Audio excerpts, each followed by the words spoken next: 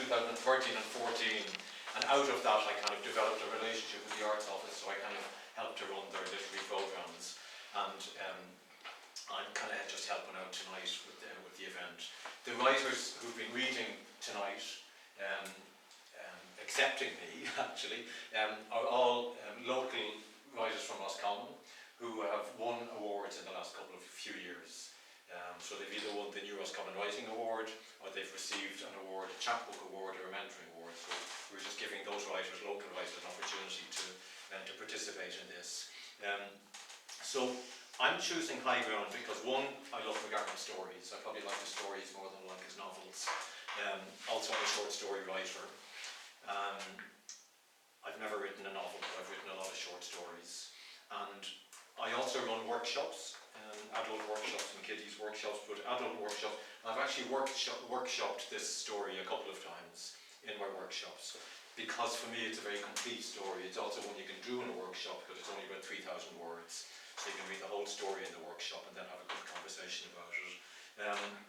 I think I won't say much about it, I'll just get straight into it. It's kind of a perfectly formed story in 10 pages.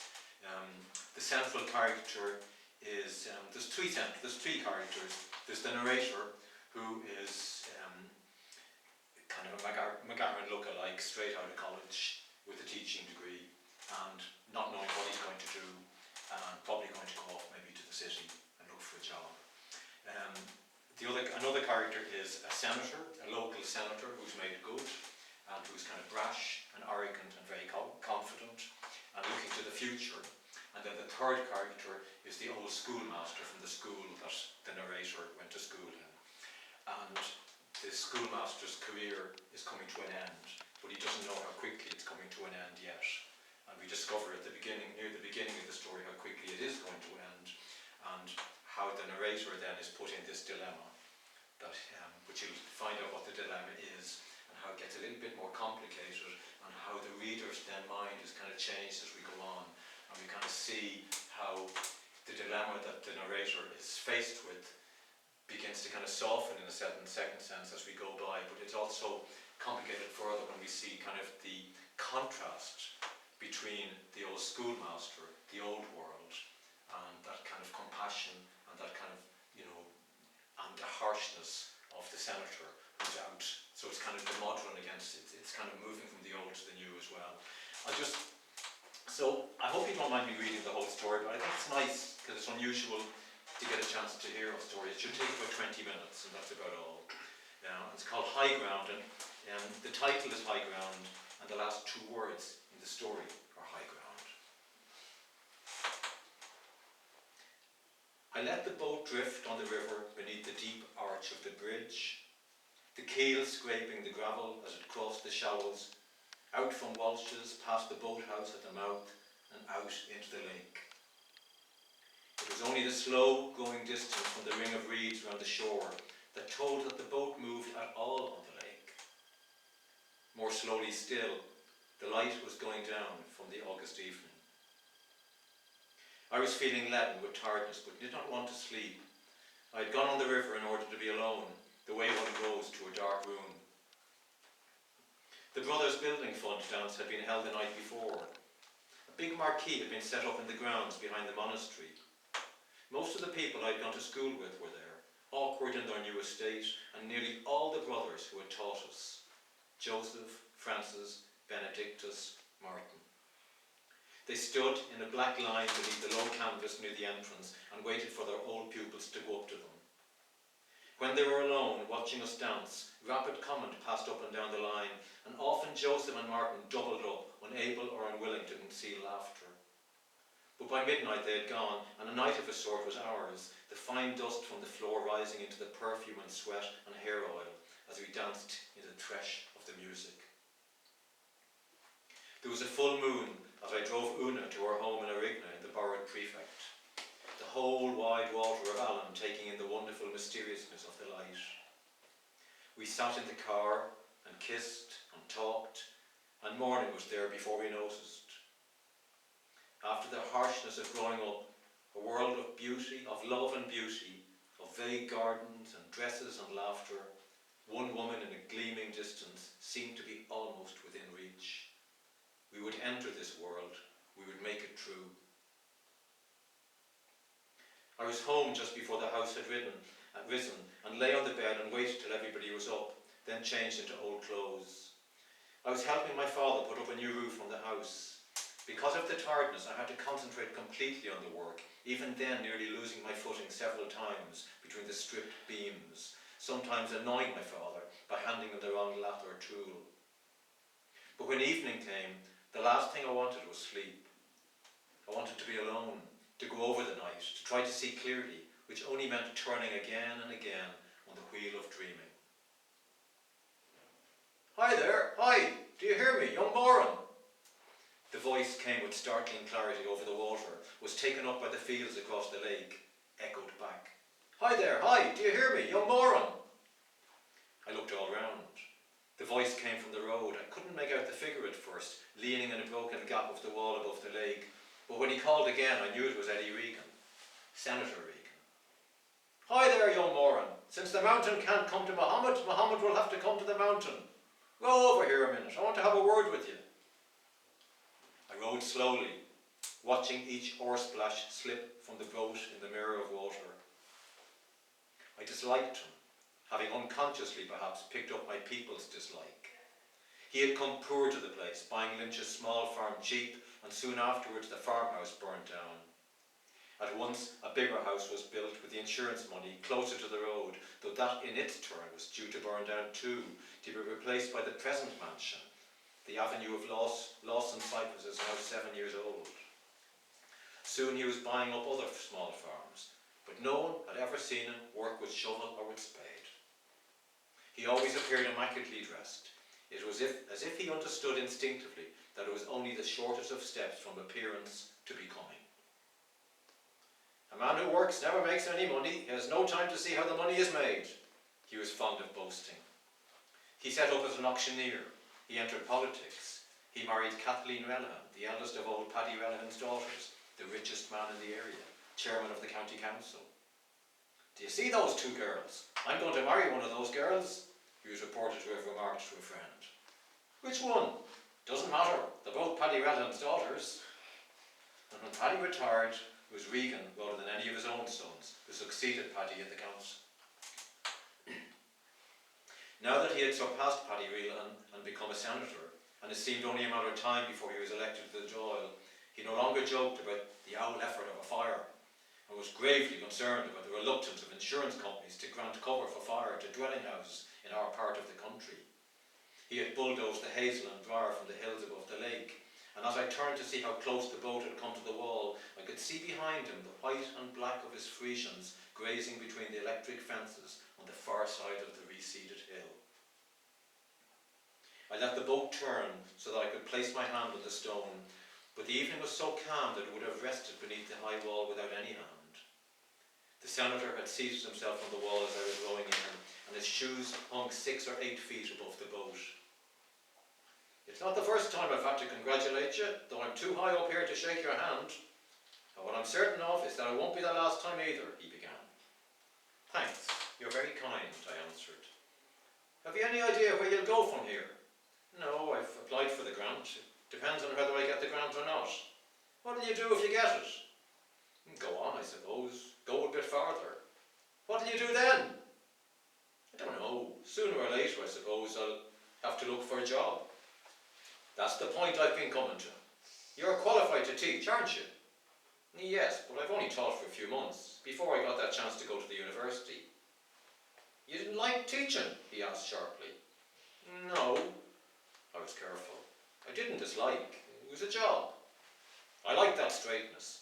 And what I'm looking to know is, if you were offered a very good job, would you be likely to take it? What job? I won't beat around the bush either. I'm talking of the principalship of the school here. It's a very fine position for a young man. You'd be among your own people. You'd be doing good where you belong.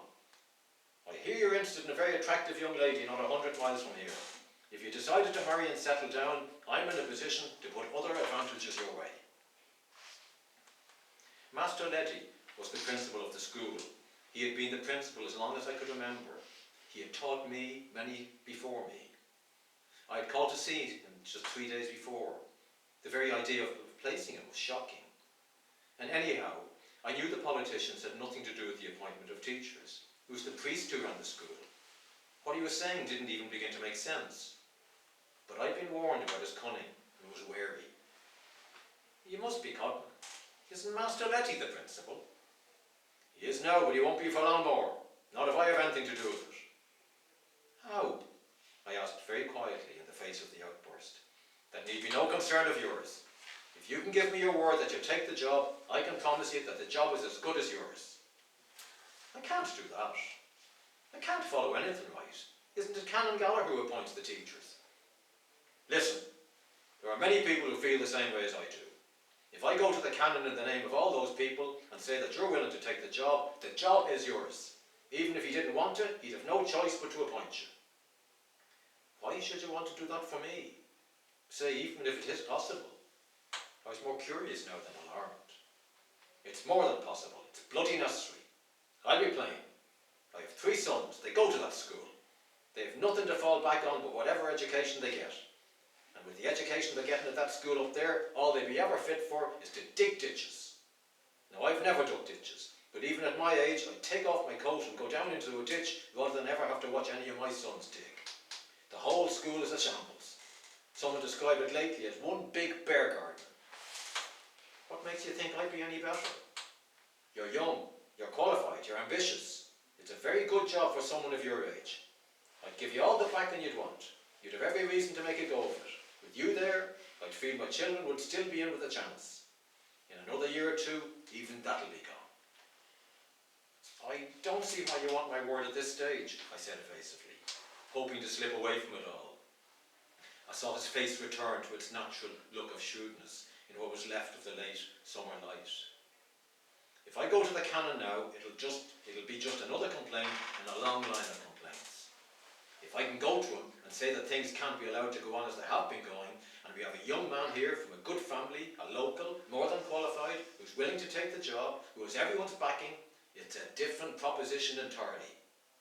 And I can guarantee you here this very evening that you'll be the principal of that school when it opens in September. For the first time, it was all coming clear to me. What will happen to the master? What will he do? What I'm more concerned about is what will my children do if he stays? He burst out again. But you don't have to concern yourself about it. It'll all be taken care of.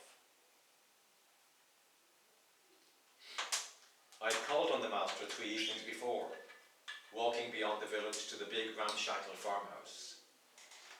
He was just rising, having taken all his meals of the day in bed, and was shaving and dressing upstairs, one time calling down for a towel, and again for a laundered shirt. Is that young Moran? He must have recognised my voice or name. Make him a good cup of tea, and he'll be back, and he'll be able to be back up the road myself. A very old mongrel greyhound was routed from the leather armchair one side of the fire, and I was given tea and slices of buttered bread. The master's wife, who was small and frail, with pale skin and lovely brown eyes, kept up a cheerful chatter that required no response as she busied herself about the enormous cluttered kitchen, which seemed not to possess a square foot of room. There were buckets everywhere, all sorts of chairs, basins, bags of meal and flour, cats, the greyhound, pots and pans. The pattern had faded from the bulging wallpaper, a dark ochre, and some of the several calendars that hung around the walls had faded into the paper. It would have been difficult to find space for an extra cup or saucer on the long wooden table. Plainly, there were no set meal times here. 2 of the master's sons, now grown men, came singly in from the fields while I waited. Plates of food were served at once, bacon and liver, a mug of tea.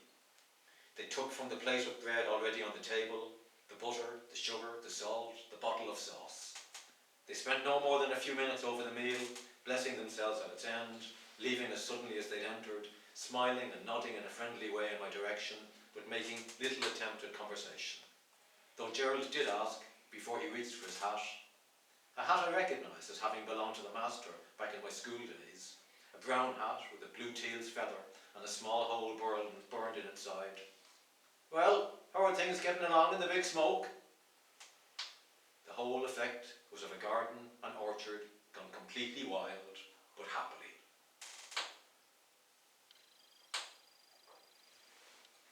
couldn't have come at a better time. We'll be able to be up the road together, the master said, as he came heavily down the stairs in his stockinged feet. He'd shaved, was dressed in a grey suit with collar and tie, the old watch chain crossing a heavy paunch. He had failed since I'd seen him, the face red and puffy, the white hair thinned, and there was a bruise on the cheekbone where he must have fallen. The old hound went towards him, licking at his hand. Good boy, he said, as he came towards me, patting the hound.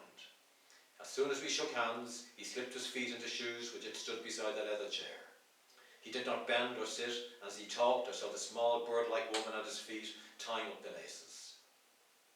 It's a very nice thing to see old pupils coming back. Though not many of them bring me laurels like yourself, it's still a very nice thing. Loyalty is a fine quality, a very fine quality. Now his wife stood by his side. All you need is your hat and stick, and she went and got them.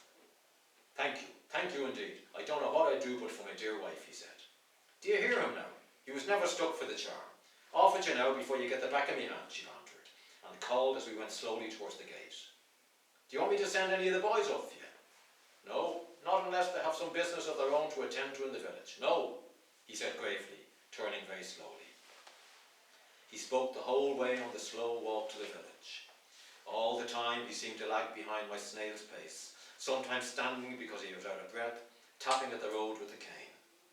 Even when the walk slowed to a virtual standstill, it seemed to be still far too energetic for him. I always refer to you as my star pupil. When the whole enterprise seems to be going more or less askew, I always point to young Moran. That's one good job I turned out. Let the fools quit. I walked, stooping by his side, restraining myself within the slow walk, embarrassed, ashamed, confused. I had once looked to him in pure infatuation, would rush to his defence against every careless whisper. He had shone like a clear star. I was in love with what I hardly dared to hope I might become. It seemed horrible now that I might come to this.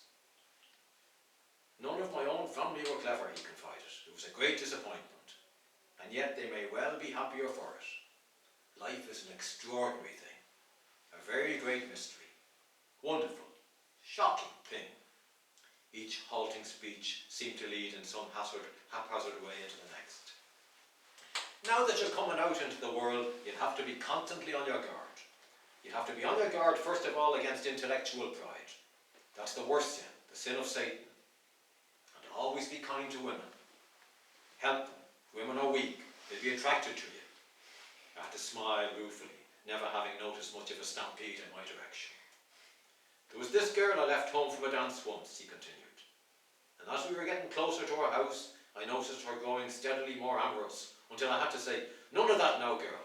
It is not the proper time. Later, when we were both old and married, she thanked me. She said I was a true gentleman.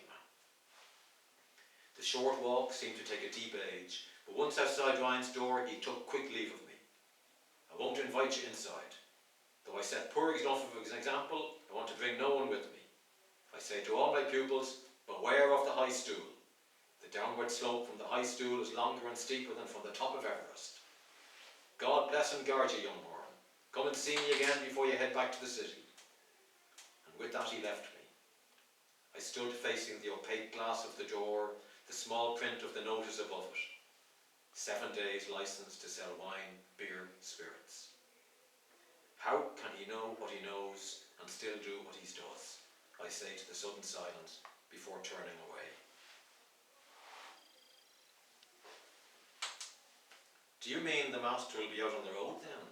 I asked Senator Regan from the boat, disturbed by the turn the conversation had taken. You need have no fear of that. There's a whole union behind him. In our enlightened day, alcoholism is looked upon as just another illness, and they wonder how the country can be so badly off. He laughed sarcastically. No, he'd probably be offered a rest cure on full pay. I doubt if he'd take it. If he did, it would delay official recognition of your appointment by a few months. That'll be all. A matter of paperwork. The very worst that could happen to him is that he'd be forced to take early retirement, which would probably add years to his life. He'd just have that bit less of a pension with which to drink himself into an early grave. You need have no worries on that score. You'd be doing everyone a favour. including him most of all, if you take the job. But what do you say? I could still go to the cannon tonight. It's late, but not too late. He'd just be addressing himself to his hot toddy. It could be as good a time as any to attack him. Well, what do you say? I'll have to think about it. It's a very fine position for a young man like yourself starting out in life. I know it is. I'm very grateful. To hell with gratitude. Gratitude doesn't matter a damn. It's one of those moves that benefits everybody involved. You'll come to learn that there aren't many moves like that in life. I'll have to think about it. I was anxious to turn away from any direct confrontation. I can't wait for very long. Something has to be done, and done soon. I know that, but I still have to think about it. Listen, let's not close on anything this evening. Naturally, you have to consider everything. Why don't you drop over to my place tomorrow night? You'll have a chance to meet my lads. And herself has been saying for a long time now that she'd like to meet you. Come about 9. Everything will be out of the way by then. I rowed very slowly away, just stroking the boat forward in the deadly silence of the half-darkness. I watched Regan cross the road, climb the hill, pausing now and then among the white blobs of his Frisians. His figure stood for a while at the top of the hill, where he seemed to be looking back towards the boat and water before he disappeared. When I got back to the house, everyone was asleep, except a Yunker sister who had waited up for me. She was reading by the fire, the small black cat on her knee. They've all gone to bed, she explained. Since you were on the river, they let me wait up for you. Only there's no tea. I've just found out there's not a drop of spring water in the house. I'll go to the well then. Otherwise someone will have to go first thing in the morning. You don't have to wait up for me. I was too agitated to go straight to bed, and glad of the distraction of any activity. I'll wait, she said. I'll wait and make the tea when you get back. I'll be less than 10 minutes. The late hour held for her the attractiveness of the stolen. I walked quickly, swinging the bucket. The whole village seemed dead under a benign moon, but as I passed along the church wall I heard voices. They came from Ryan's bower. It was shut, the blinds down, but then I noticed cracks of yellow light along the edges of the big blue blind. They were drinking after hours. I paused to see if I could recognise any of the voices, but before I had time, Charlie Ryan hissed, "Will you keep your voices down, will yous? At the rate you're going, you'll soon have the sergeant out of his bed." And the voices quietened to a whisper. Afraid of being noticed in the silence, I passed on to get the bucket of spring water from the well, but the voices were in full song again by the time I returned. I let the bucket softly down in the dust and stood in the shadow of the church wall to listen. I recognised the master's slurred voice at once, and then voices of some of the men who worked the sawmill in the wood. "That 6th class in 1933 was a great class, master." It was Johnny Connor's voice, the saw mechanic. "I was never much good at the Irish, but I was a terror at the maths, especially the Euclid." I shivered as I listened under the church wall. 1933 was the year before I was born. "Ah, you were a topper, Johnny. You were a topper at the maths," I heard the master's voice. It was full of authority. He seemed to have no sense at all that he was in danger. "Tommy Marhan that went to England was the best of us all in that class," another voice took up, a voice I wasn't able to recognise. "He wasn't half as good as he imagined he was. He suffered from a swelled head," Johnny Connor said. "Ye were toppers now. Ye were all toppers," the master said diplomatically. "One thing sure is that you made a great job of us, master. You were a powerful teacher. I remember to this day everything you told us about the Orinoco River.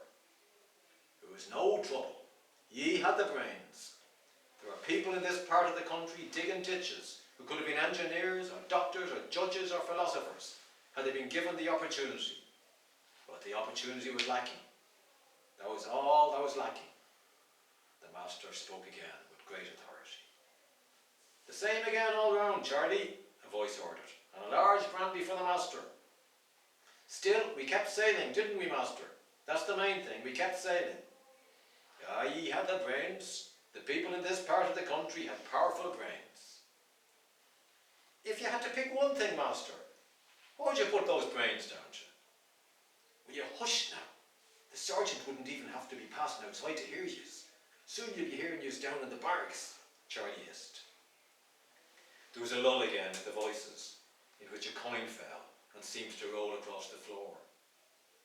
Well, the people with the brains mostly stayed here. They had to. They had no choice. They didn't go to the cities.